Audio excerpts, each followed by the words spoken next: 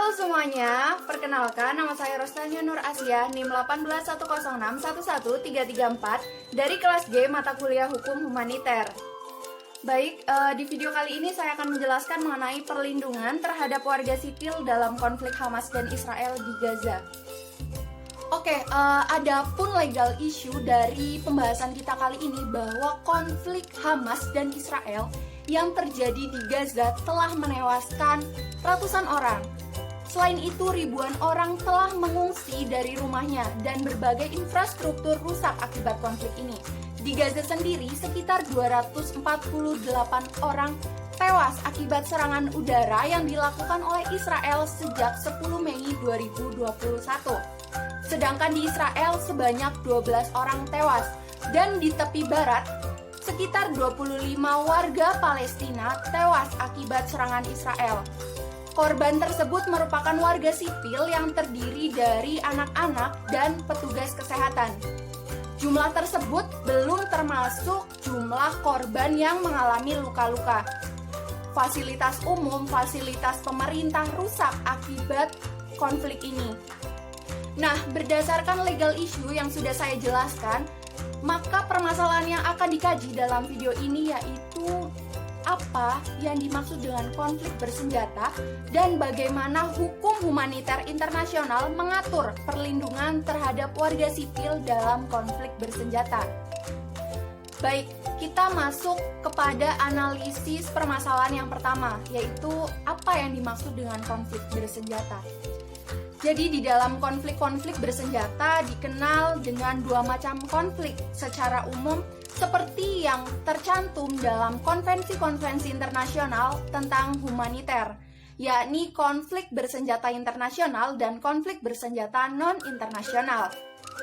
Nah, mengenai pengertian konflik bersenjata internasional diatur dalam pasal 2 Konvensi Jenewa tahun 1949, yakni sebagai suatu sengketa yang melibatkan dua negara atau lebih, baik yang diumumkan sebagai perang maupun salah satu pihak tidak mengumumkannya sebagai perang.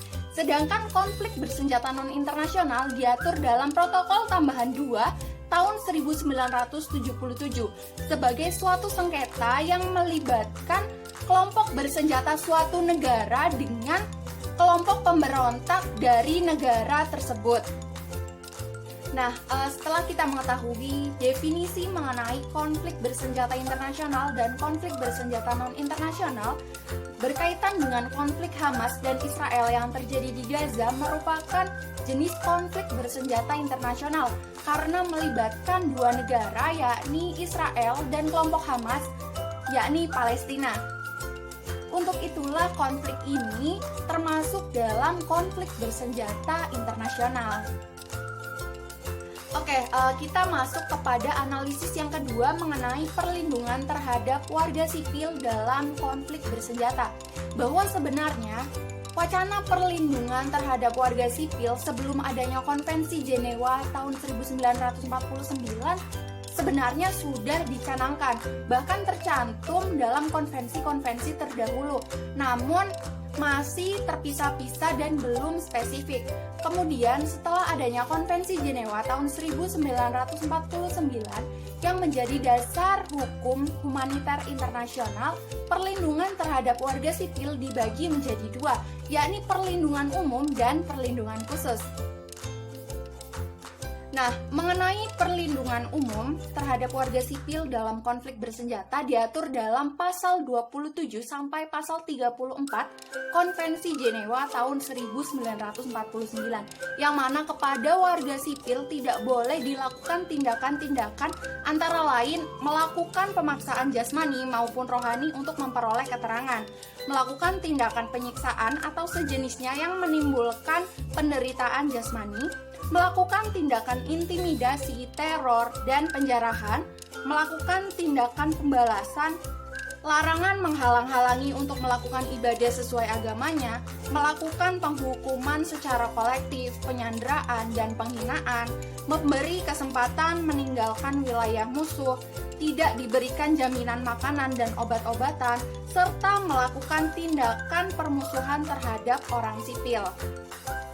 Sedangkan perlindungan khusus ditujukan kepada warga sipil yang pada saat terjadi konflik tergabung dalam organisasi kemanusiaan maupun organisasi sosial. Pada saat melakukan tugasnya, mereka biasanya menggunakan tanda-tanda khusus dan mereka harus dihormati hak-haknya. Nah, jika kita kembali kepada legal issue yang menjadi pokok permasalahan dari pembahasan di video ini, bisa kita ketahui bahwa korban yang berjatuhan merupakan warga sipil, sedangkan warga sipil merupakan pihak yang harus dilindungi ketika terjadi konflik. Jadi kesimpulan dari video kali ini bahwa konflik Hamas dan Israel yang terjadi di Gaza termasuk dalam konflik bersenjata internasional.